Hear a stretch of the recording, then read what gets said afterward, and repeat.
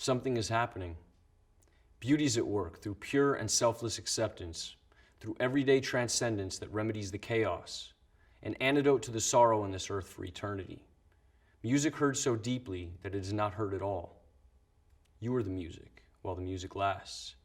Insist on beauty in spite of everything. Decorum.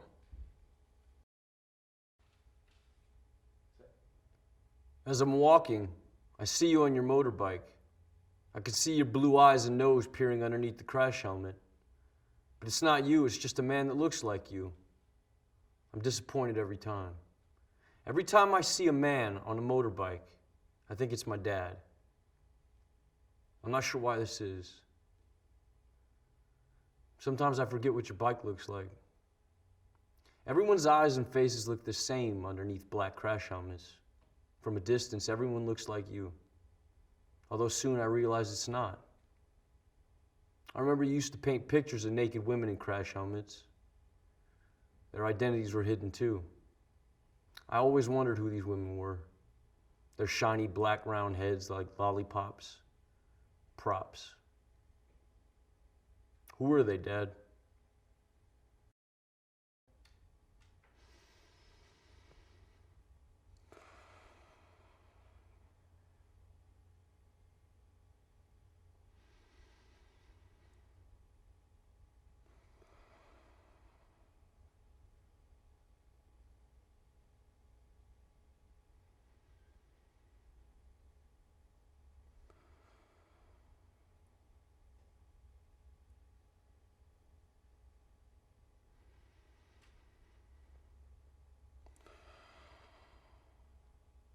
Breathe.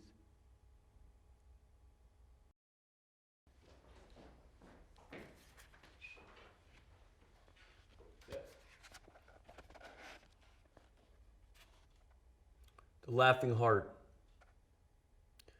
Your life is your life. Don't let it be clubbed into dank submission. Be on the watch. There are ways out. There is light somewhere. It may not be much light, but it beats the darkness. Be on the watch. The gods will offer you chances. Know them. Take them. You can't beat death, but you can beat death in life sometimes. And the more often you learn to do it, the more light there will be. Your life is your life. Know it while you have it. You are marvelous. The gods wait to delight in you.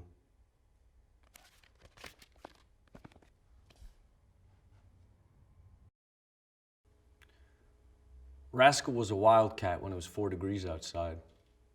When I moved in, she'd stand with me in winter and rain, sleep with me, but mostly outside. Hunter, I never tried to break her spirit. Hit by car in front of me. I was shocked. I buried her by cat litter and wild food. Her sunshine place could only dig to stones because the city's sewage pipe's about 3 or 4 feet. I wish it was deeper, next to keep other animals from digging her up. When I find stones, I'll cover up could her decompletion begin to swell. If so, I'll put more soil on top. First, cat and friend. Hi. Yeah. I saw you last night. I was in the club. Yeah. I saw who you were with, too. She was holding you so tight. 'Cause she knows you want me. Oh, no. But she can't love you. She can't love you like I do. I said to myself that you must be out of your mind. You were there with somebody else. You know you're wasting your time. Oh, no. 'Cause she can't love you. She can't love you like I do. You're missing my beat, and I'm needing your moves. Let's give it one more try. Let's get back in the groove. Because she can't love you. She can't love you like I do. When I was younger, my father was the producer of a transvestite troupe. And it seemed a dream for me to be able to observe what was behind the curtain. I think this is when all started, while growing up. I kept on searching for this feeling of wonder, this taste for metamorphosis. I direct speak of cabarets, shows, or even the strange. From video to another, often the same protagonists progress in this mysterious and phantasmagorical universe. I consider my videos as living paintings. I use the camera as a painter with his brushes. What could my world be made of? Red, green, blue. Red, green, blue. Red, green, blue. If you want to turn yourself into a proud samurai warrior, you need the katana samurai sword. This high-quality plastic weapon is a Japanese longsword which will look just perfect with your traditional Japanese hakama and the traditional Japanese gita, and add the finishing touch to your Asian outfit. The black and gold katana samurai sword comes with a matching black scabbard, so it can be stored safely. The Japanese sword will protect you in fights and is sure to make you an eye-catcher at any party. Size length, 105 centimeters. Blade length, 70 centimeters. Material, plastic.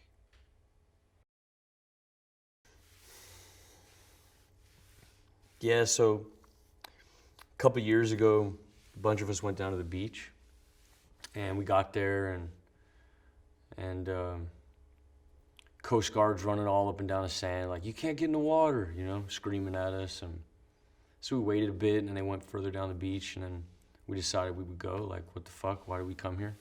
So my buddy went down there, and he's like, all good, come down here, man. So I walked over, and we looked down, and we couldn't see it from where we were parked, but like when we looked down, we were really close. You looked down, and there was just all these fucking jellyfish, you know, like one every, like all over the place, one every 2 or 3 feet. And from where we were standing, you couldn't really tell if they were living or dead, you know? Because some of them were still moving, but then others were like just totally limp. So, tell me what it's like growing up in Singapore. Well, I had these really magnificent memories of my childhood, because we had these magnificent playgrounds. There was like these big watermelons, and I remember I used to climb to the top of the watermelon, and I'd rub myself on the ridges to give myself pleasure, you know?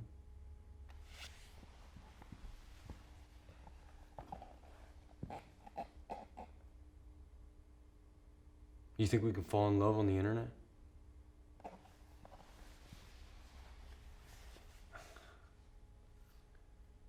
No. Because it wouldn't be love, it would just be porn.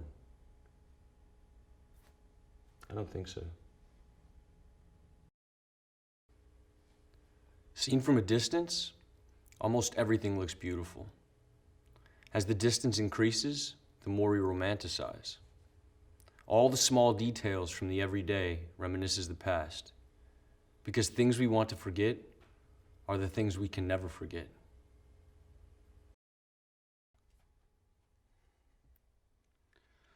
Do it! Just do it! Don't let your dreams be dreams. Yesterday, you said tomorrow, so just do it! Make your dreams come true! Just do it! Some people dream of success while you're gonna wake up and work hard at it. Nothing is impossible. You should get to the point where anyone else would quit, and you're not gonna stop there. No, what are you waiting for? Do it!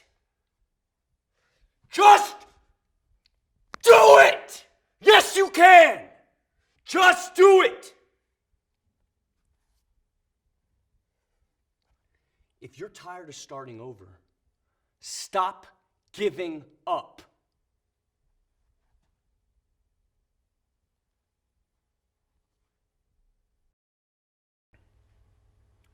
Emerging gaming technologies operate within a nexus of social relationships that characterize the modern world. These technologies enable a constant commentary which has become the quintessential quality of power, often operating as mechanisms that dictate our action and preordain our expectations. The work interrogates the cultural logic of feedback as a metaphor and material condition. It is live, cybernetic, reactive. Sensory data translated through visual and tactile apparatus. Disillusion of the virtual and corporeal boundary. Reorienting perspective of the existing in an alternative space and time. An avatar in symbiosis with the subject. Taking the lead in a continuous loop of action and reaction.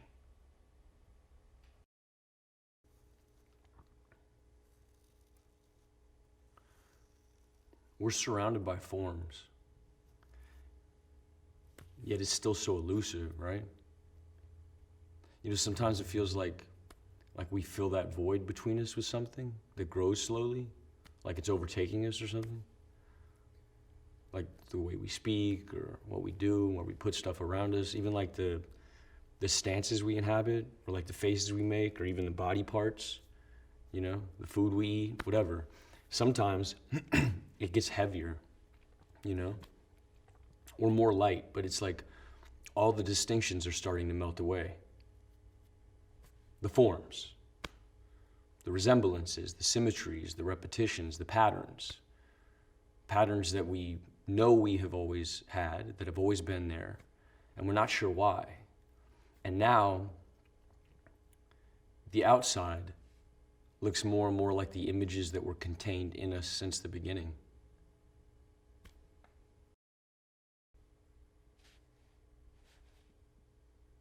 Hi, thank you for waiting. We've been running a little bit behind today. Right. As you know, we've taken a few readings, and these get sent away. We have a look at them. We meet, a group of us, many years of experience, and we have a look and we see what we can see. Does that make sense? If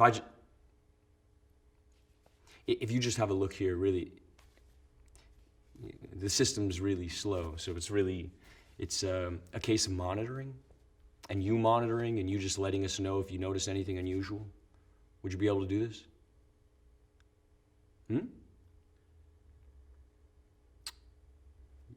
have any questions?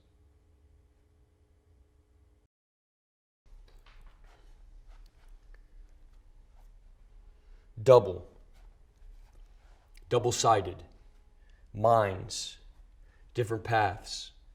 One runs after sunlight, one follows the rising moon. They either congregate, connect, intersect, touch, unite at sunset for eclipses, play and then separate for long interstices. Later, reenacting past meetings forever lost in repetition. Ebb and flow, edging closer, expanding warmth, that point just before the pressure bursts, capillary rush, tension, resisting, each muscle, each limb, each breath under control for now. Questions of limitations dissolve into the blur. Eyes open, but horizons fall away. The burn increases now. The pain centers. One of you escapes, but I pull you back. Duality. Existing only as a whole. Weakened by quivering joints. Lungs push for release. A struggle to hold on. Control surrendered. Suspended in dullness. Eyes close. Now numb. Running, reaching, falling, skipping, turning, sliding, walking. These are all words that describe ways of moving. Each action is packed with many micro movements. It's hard for us to recognize these small movements individually. When describing how to walk, we use the simplest terms possible and struggle to explain all the mechanics of a simple movement. Understanding body movement in the terms of everyday language should be simple. However, our muscle memory takes over for our brain and our body becomes a strange system of levers and pulleys that maneuver by our command.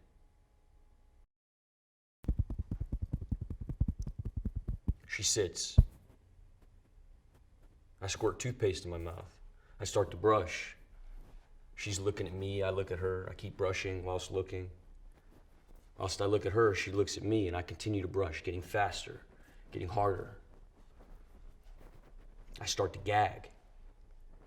My eyes leak, and I still look at her. She looks at me, and I keep brushing, gagging. I feel like I'm gonna be sick. Am I gonna be sick? Gagging. Paste down my face, my hair, on my shirt, dripping. And I still look at her, and she looks at me. Enough.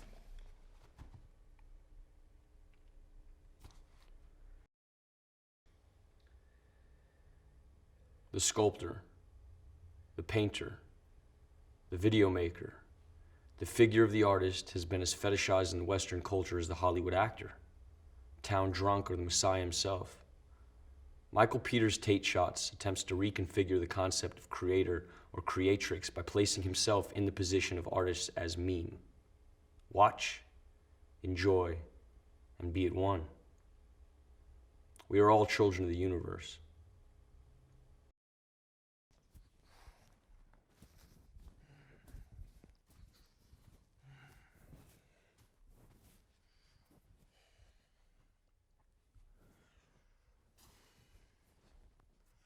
I fear the absolute. I fear my absence in the absence of all things. Belief in living has been contorted into this shortened life of contempt and predetermined imprisonment. And I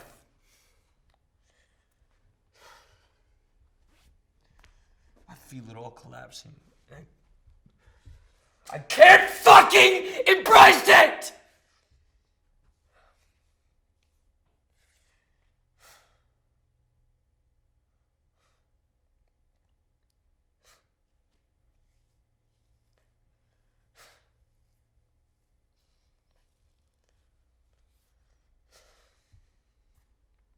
It's near.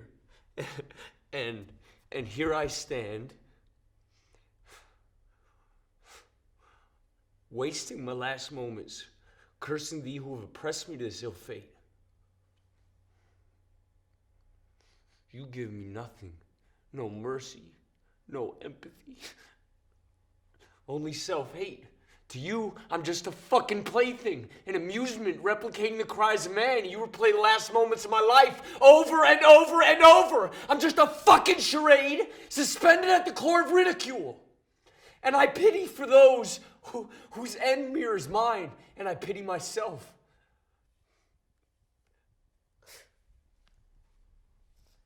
I'm helpless. Thank you.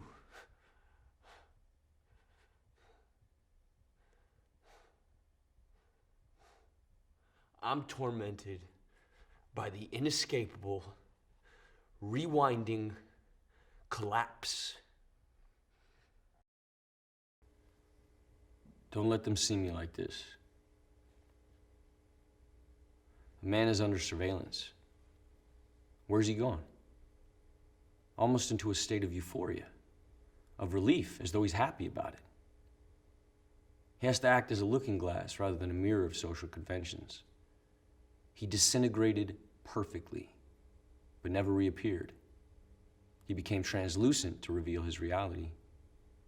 It's impossible unless he is or was insane. He changed his mind. You know how men are. Perhaps it symbolizes something deep in his subconscious.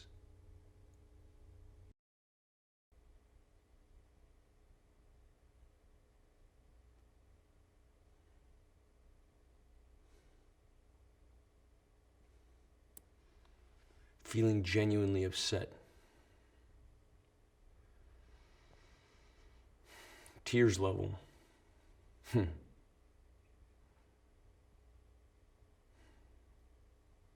Shame on me.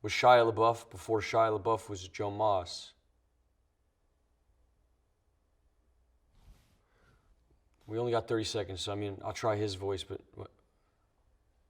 I don't know, man. Who makes that choice? Who's pretending to be who? We're pretending to talk to a you that doesn't exist yet, but what's really going on here? I don't think any of us understand. Maybe you do. There's always reflections of you in the screen, but I can't speak. I'm dumb. I'm the dumbest, but Shia talks. 30 seconds, so all right, pressure, whatever. Hey, Mom, it's really Joe. Bet you never thought this would fucking happen, huh?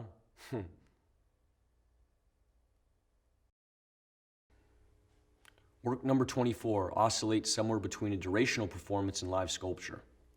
The work seeks to act both as a social and institutional critique of what is an art school, presented then in the form of a bookshop as opposed to a library, arguably a democratic equivalent. The work seeks to explore the currency of ideas, how trade and exchange is not only commoditized, but perhaps how conversation is perhaps a vital component in the flow and disruption of how culture manifests. My practice revolves around questions of fact and fiction and the blurred line that lies between. I'm interested in how surveillance images can be manipulated and orchestrated in order to create a particular narrative, creating an unreliable narrator. There are 3 parts to the work: footage of a factual space whereby a sequence of events has occurred, a digital drawing of the space, and a strip back stage to its crude, simplest skeletal form, where the sequence of events is reenacted. The stage is a factual representation of a real-life space whereby every property is identical in dimensions. 57,910,000, 108,200,000, 149,600,000, 227,940,000, 778,330,000, 1,429,400,000, 2,970,990,000, 4,500,000, 4,000,000, 5,900,000, 13,520,000.